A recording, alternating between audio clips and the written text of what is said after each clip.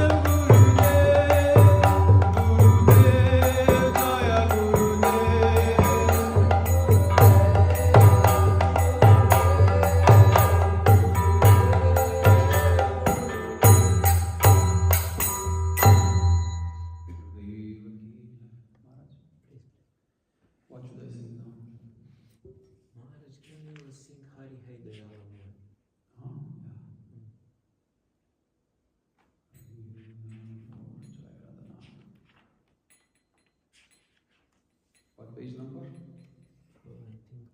Okay, 13, 213. Yes.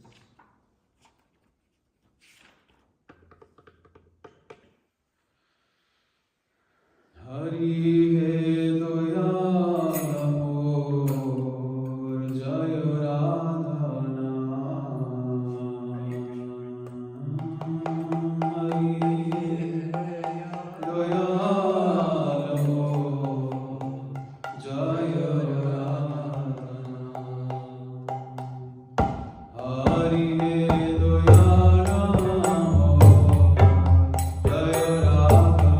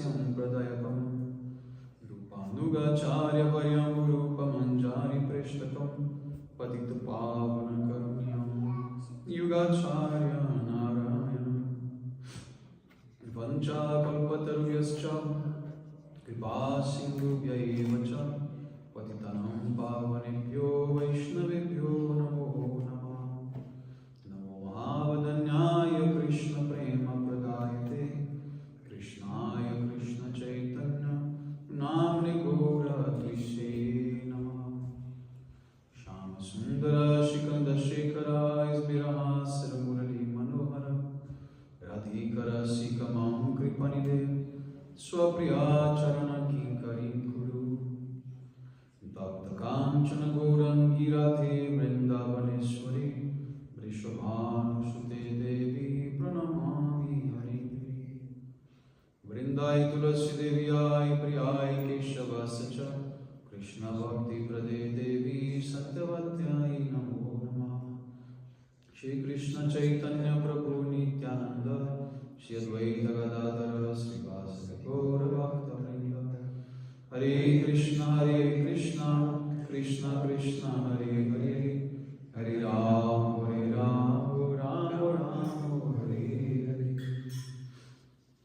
So first of all I begin offering my most humble obeisances with the dust of the lotus feet of Paramaradattama Shri Guru Pada Padma Nitya Lila Pravishta Om Vishnu Pada Brahmamsa Paribrajacharya Ashtotara Sata Srimad Bhaktivedanta Narayana Goswami Maharaj Shri Gurudeva and to Nitya Lila Pravishta Om Vishnu Pada Ashtotara Sata Srimad Shri Bhakti Vaibhava Puri Goswami Maharaj and to Nitya Lila Pravishta Om Vishnu Pada Ashtotara Sata Srimad Shri Bhakti Sadhaka Muni Goswami Maharaj and to Nitya Lila Pravishta Om Vishnu Pada Ashtotara Bhakti Vigyan Bharati Goswami Maharaj and to all Shri Rupan Gauriya Guru Varga, to all Tridandi sannyasis, head by Pujapad Bhakti Ishta Madhusudana Maharaj, Japad Bhakti Sudhir Santa Maharaj, and all Brahmacharyas, Vaishnavas, Vaishnavis, the assembled guests here today, my respectful obeisances. So we continue hearing with from Srimad Bhagavatam, 10th canto, 29th chapter, verse 28. Last Sunday we stopped on verse 28 a little bit only. We read the purport. And the purport was, the verse says that hearing these unpleasant words spoken by Govinda, the gopis, they became morose. Their great hopes were frustrated and they felt unsurmountable anxiety. What are the unpleasant words that Krishna spoke to them? Krishna, as soon as the gopis came in the forest to meet him, after hearing the flute sound, Krishna told them, "What are you doing here? You must go back to your homes. You have so many duties. You cannot give up dharma like this." And then a lot of,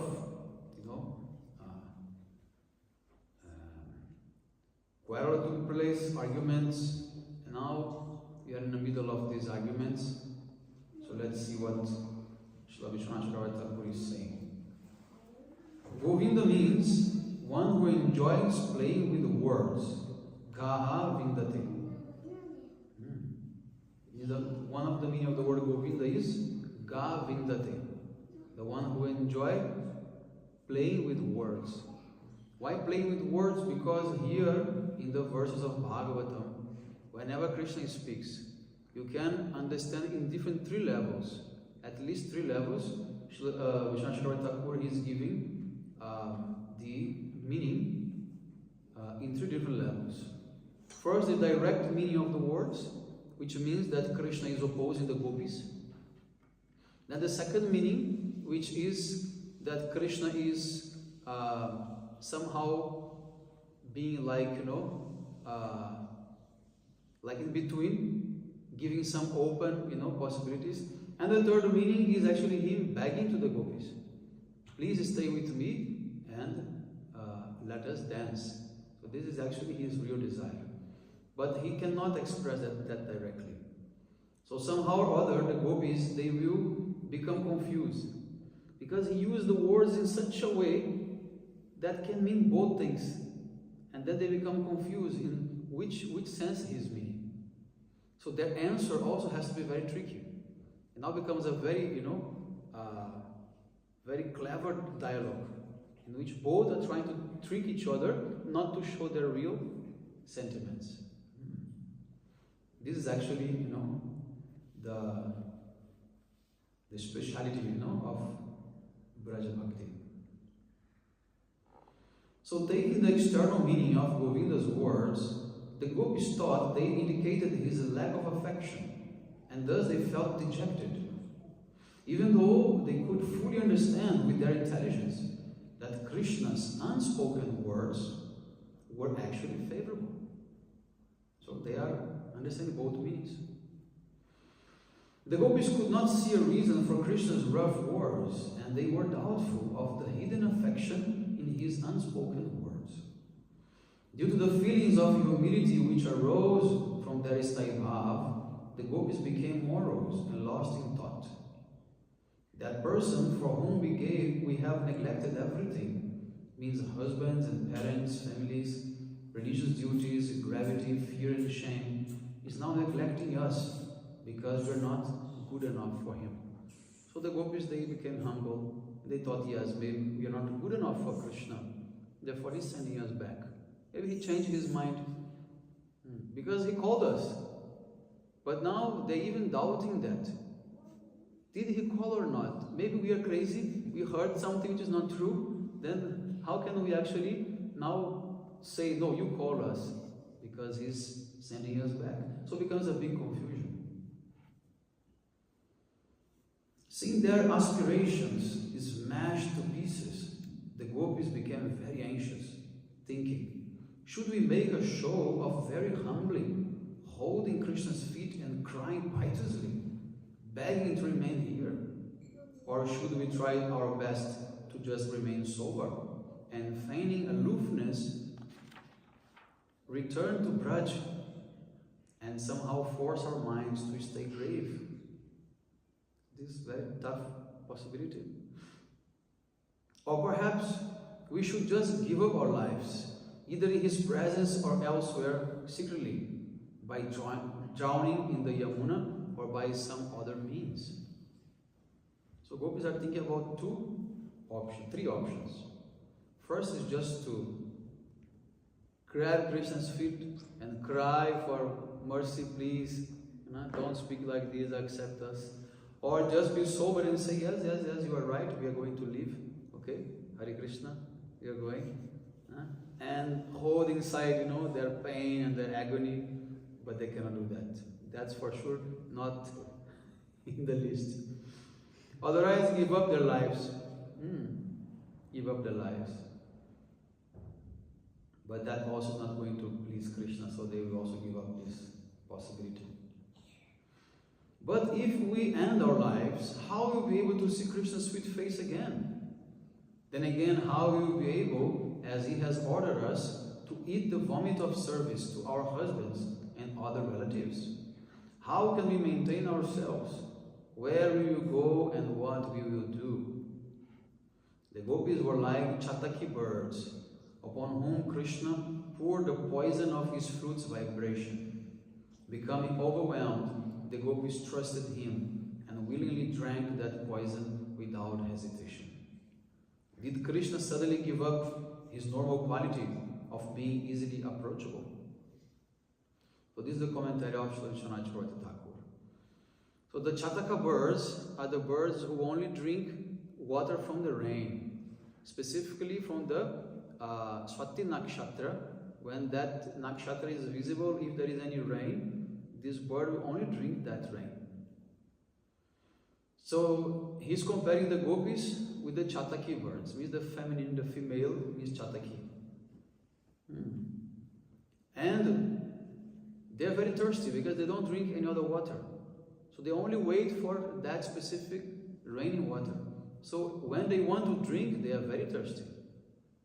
But now they think that Krishna He poured poison from the flute vibration. So they were forced to drink, because that much thirsty they were. They were forced to drink that sound, that poison that is now, killing them, killing their hearts. Verse 29. Their heads hanging down and their heavy, sorrowful breathing, drying up their ragged lips. The gopis scratched the ground with their toes.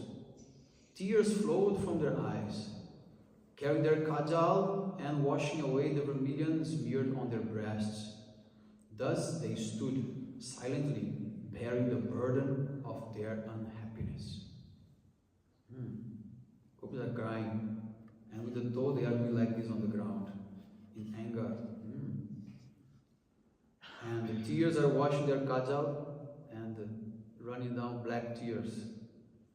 And these black tears are mixing with the kumkum that they put on their chests, and is making their clothes also all reddish. Now the commentary. This verse expresses what the gopis experienced in their anxiety. Their lower heads indicate the gopis' shame. Now they can no longer look to Krishna. Now they have to look down. The gopis felt, we gave up our natural shyness at the invitation of prema. But now again shyness has returned. Prema made us cast away our shyness, and such prema is praiseworthy. Prema is defined as that which controls the object of one's love. If Krishna, the object of our love, has not been conquered by our love, then our love must not be genuine. If that is the fact, then what is the purpose of our abandoning our shyness? So, it is very important to understand the definition of prema. When we say love in English, it doesn't mean anything. We are not defining anything by just saying love, right? Because in Sanskrit, we have 30 different words for love. In English, only one. You see how much difference, right? In Greek, we have 5 words for love. So according to the level of your language, you can realize the deeper and different things. Because language means dimension of the consciousness. So the more you know words, the more your consciousness is expanded. So the more we know about love, the more we will be able to realize. So here he's saying that prema is defined as that which controls the object of one's love. Controls. Love should be able to control the object of love. Not only to please, not only to make happy, not only to... No. That's not prema. Prema means if I love you, I must be able to control you by my love. But now the gopis, they are saying, oh, we are not able to control Krishna. Means our love is not enough, not strong enough. But this is not true. Their love is able to control him. But now they are not just realizing that moment. But the fact that Krishna already called them, it means he's already under their control.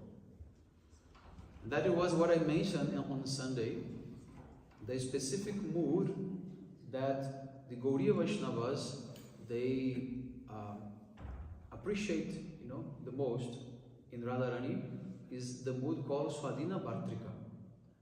Is that heroine who is able to control the hero. So this control word, it is directly related to the prema. So we want to see Krishna actually being controlled by Radha. We want to see Krishna serving Radharani. When Radharani is tired after playing Rasa, she will say, Krishna, come and massage my foot. This is control. She will say, Krishna, come and fix my merkala, my waist belt. And he goes and he fixes it. Then she says, Krishna, go and dress my hair. And he goes and dresses very diligently. This means control. Swadhina Bhakti. And more likely, when Krishna, he loses his blackish complexion and he becomes golden in the form of Vinod Bihari in Imilitala. This is also very deep example of control. Radharani is taking over Krishna's color and also Krishna's mood. She manifests inside and outside of Krishna. So that is like Chaitanya Mahaprabhu. Now let's continue with the commentary. In this way, the Brajagopis felt remorse and embarrassment, which was expressed in their faces. Their reddish lips were drying up because of the hot breathing that arose from their lamentation. When the hot sun dries ripe red bimba fruits, dark spots appear on them and they grow soft. The beautiful lips of the gopis similarly changed in appearance. So their faces are hot, their lips are hot and dried up due to the heat because they are in anxiety. The sign of their shame is indicated by their scratching on the earth with their left big toes. Left foot, big toe. They are doing like this. This means anxiety. You know, some people they do like this with the legs, you know, some people do different things, you know. The gopis they do like this.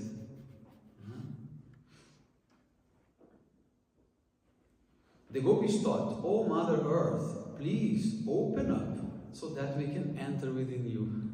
So they want to disappear. They want the earth to crack down and they jump and close. Okay, finish, bus. Tata. Bye.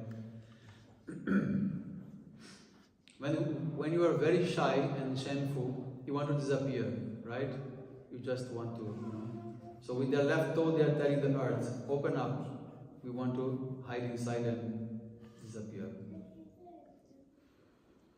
The gopis' sorrow and remorse are further described. The gopis' tears mixed with their kajal and fell in two parallel lines to smear the kumkum on their breasts. It was as if the increasing torment of separation, like a saw, was cutting the gopis in two with those black lines. So these black lines is coming like this, like cutting the body of them in, like a saw, you know, with a saw.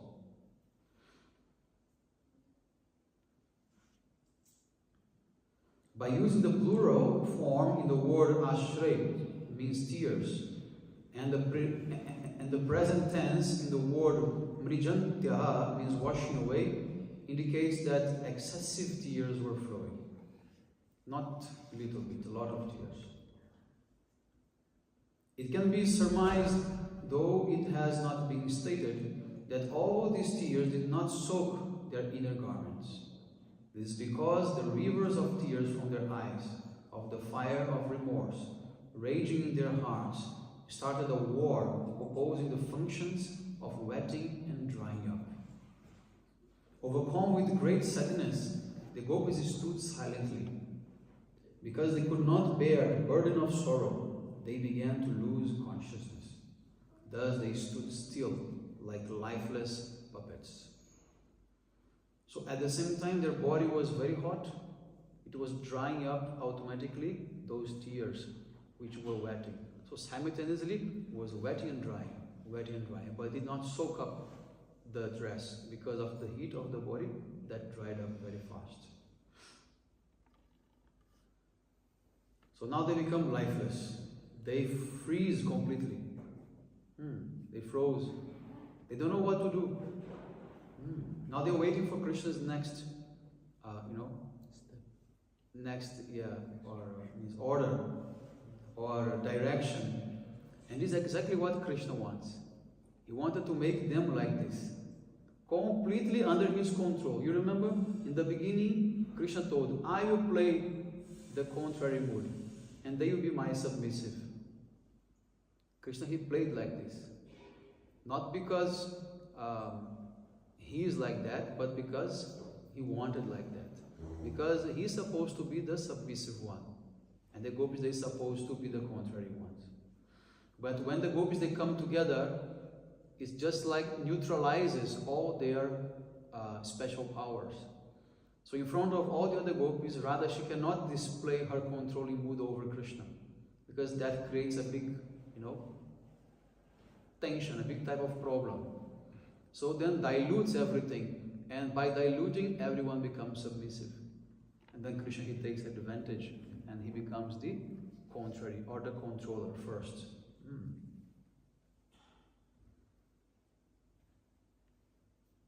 Now verse 13. Although Krishna was their beloved, and although they had abandoned all their objects of desire for his sake, he had been speaking to them unfavorably. Nonetheless, they remained unflinching in their attachment to him. Stopping their crying, they wept their eyes and began to speak, their voices stammering with agitation. So now they got courage.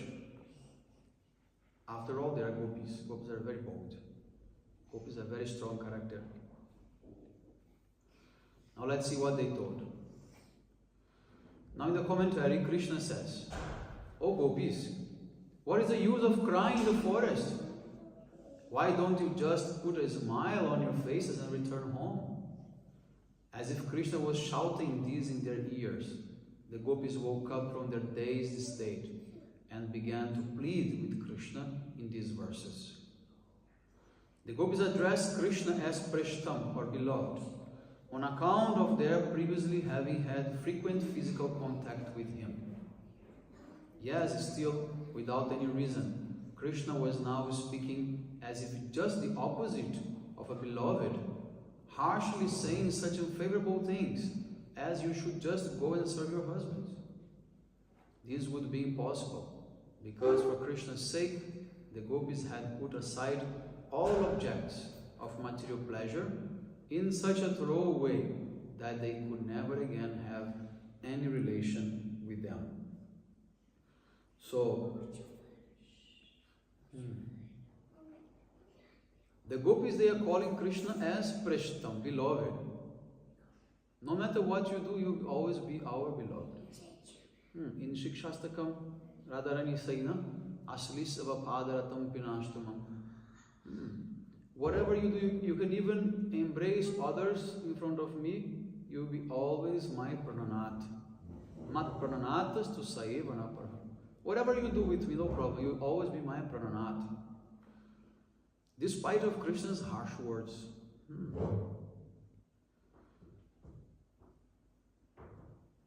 So the gopis did not have even a trace of material lust or desire.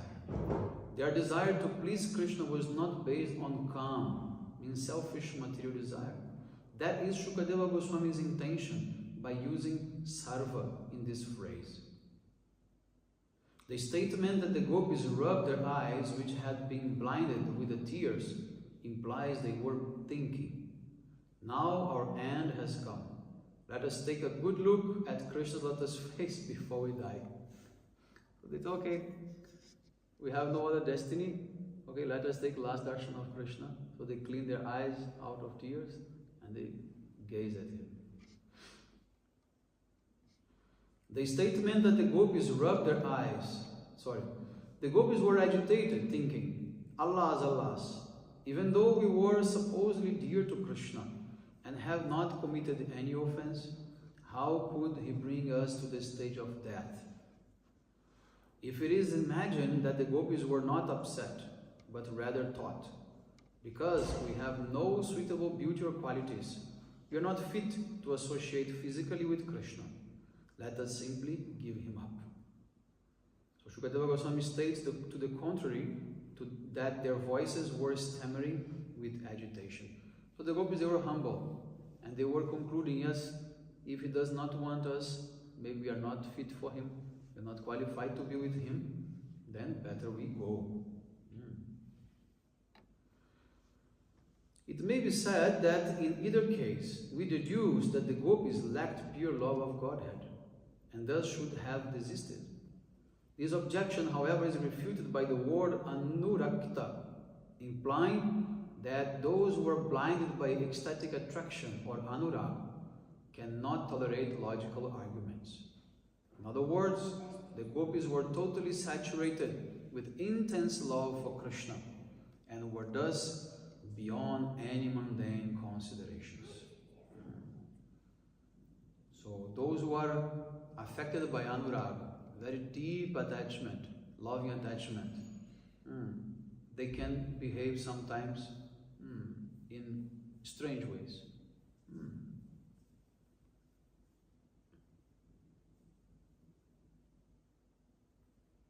Means sometimes even showing that they have no love for Krishna. But this is not the real, situation. They have highest love for Krishna. Verse 31. The beautiful gopi said, "O powerful one, you should not speak in this cruel way. Do not reject us, who have renounced all material enjoyment to render devotional service to your lotus feet. Reciprocate with us, O stubborn one, just as the primeval Lord, Sri Narayana, reciprocates with his devotees in their endeavors for liberation." Now the commentary. Krishna is instructing us in religious principles, while he himself indulges in all kinds of sinful activities. With this intention, the gopis speak this verse. So the gopis, they are noticing Krishna's contradiction. He wants us to be right, but we know he's not doing right.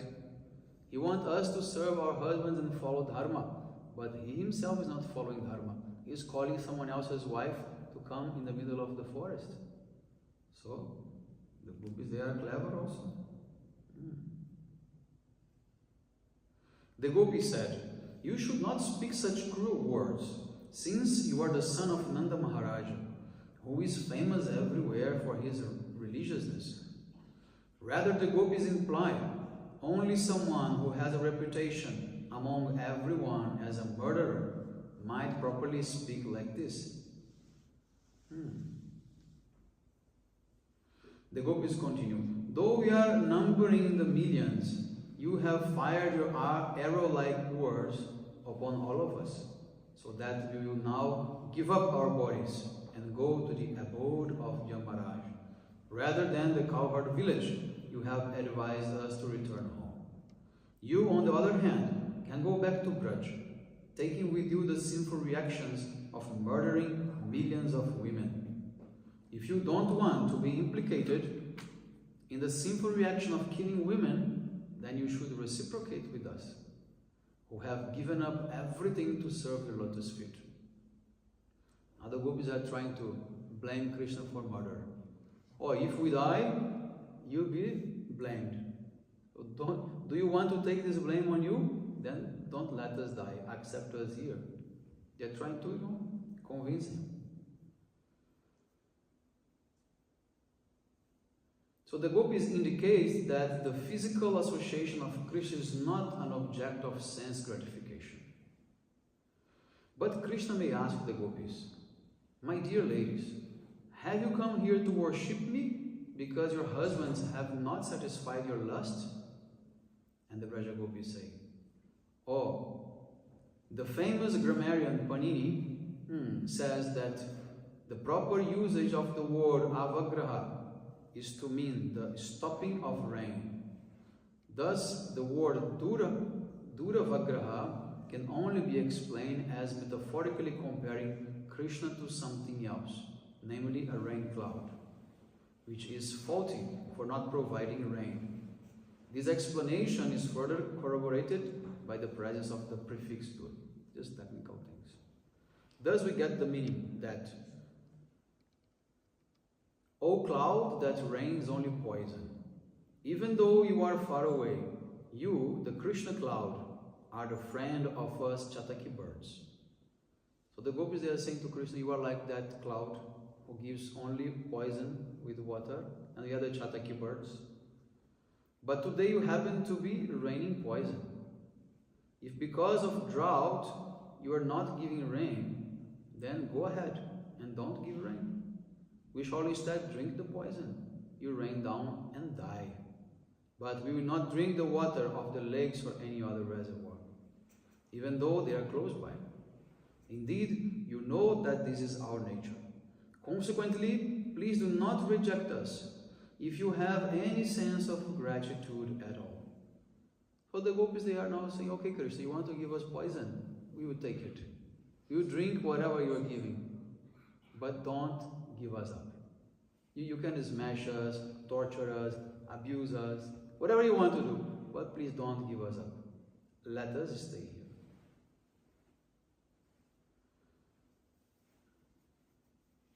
Then Krishna says, "O gopis, the chatakis depend on the cloud, as you have said, but the clouds does not depend on the chatakis. For the cloud, it does not matter whether the chataki birds live or die." Very heavy. So Krishna says, for me it doesn't matter if you die or if you live. What is the relation between clouds and chataki birds? None. Birds have connection with clouds, but clouds have no connection with the birds. With anyone, clouds are just raining. So Krishna, the same way, Krishna is saying, okay, you have connection with me, but I don't have with you. If you die or not, what is the difference? Then the gopi said, all right, but you are not a lifeless cloud. Rather, you are the most exalted of chivalrous persons, just like Narayana himself. Therefore, you should act as Narayana acts. Narayana, he reciprocates with those who have given up everything by awarding liberation, because he is under the control of his devotee. But you do not reciprocate with us, who have renounced all kinds of sense gratification for your sake. So the meaning of Narayana is Narayana, the one who gives shelter to all human beings, to all beings in general. So they want Krishna to act like Narayana, giving shelter to all, including to them. Verse 32. O dear Krishna, as an expert in religion, you have advised us the proper religious duty for women is to faithfully serve their husbands, children, and other relatives. We agree that this principle is valid, but actually this service should be rendered to you. After all, you are the dearmost friend of all embodied souls. You are their most intimate relative, and indeed their very self. Now the commentary. This verse is spoken by some of the more guileless gopis, hoping to defeat Krishna with his own statements. Also, we have to notice one thing. When the book says, gopis say, but which gopis is speaking?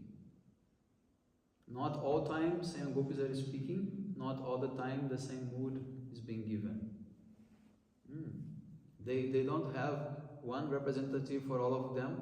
It is not like an assembly of workers. It is a bunch of gopis having different moods.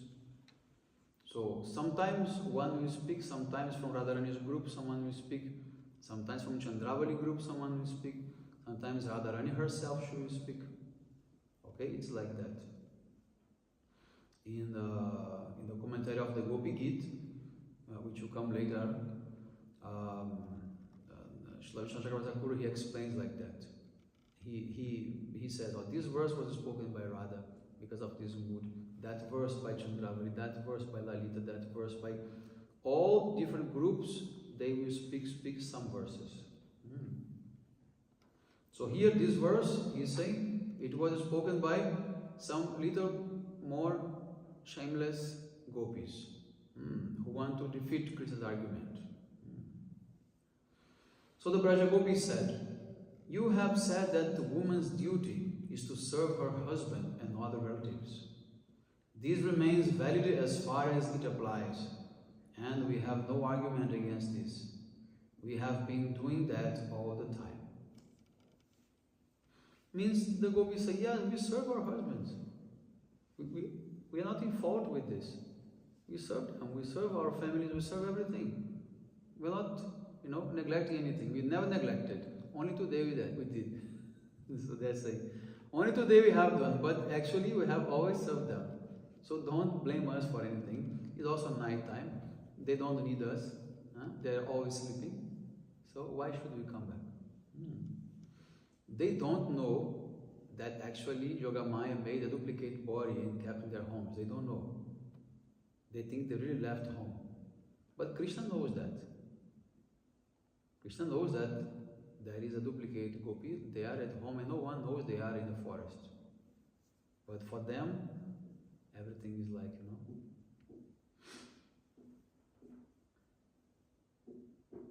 Then Krishna asks, in what way?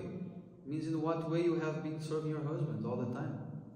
And Braja Gopi said, we are always engaged in serving you, the originator of instructions on Dharma meant for us. This is according to the reasoning that first one should serve the Acharya who teaches Dharma, and then one should execute the instructions given.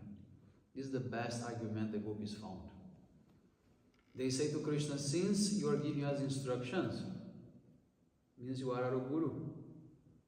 And Shastra say, must we serve Guru, then we serve others, relatives. Now the Gopis say, okay, you want to instruct us, now you are our Guru, now we have to serve you here. And later we have to serve our husbands. And what Krishna can say against that? Nothing.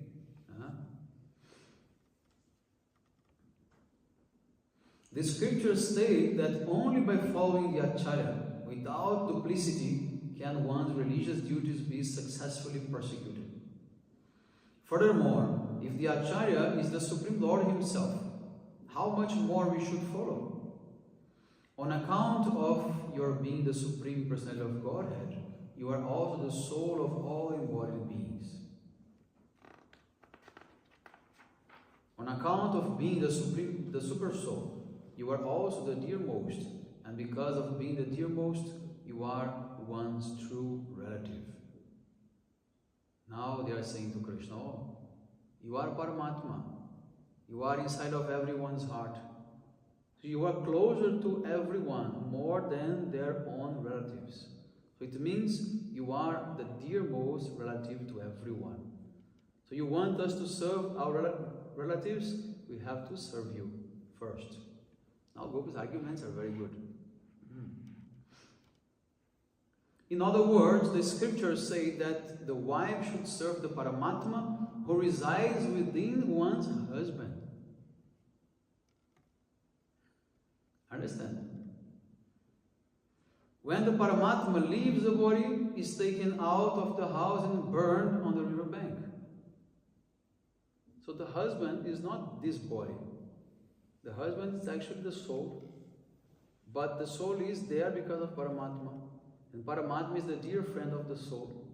So since everyone is soul, Paramatma is our dear. Paramatma is our all in all. So actually we serve the husbands because there is Paramatma inside of them. As soon as Paramatma leaves their body, we will take their body and burn. Why should we serve that body? Right?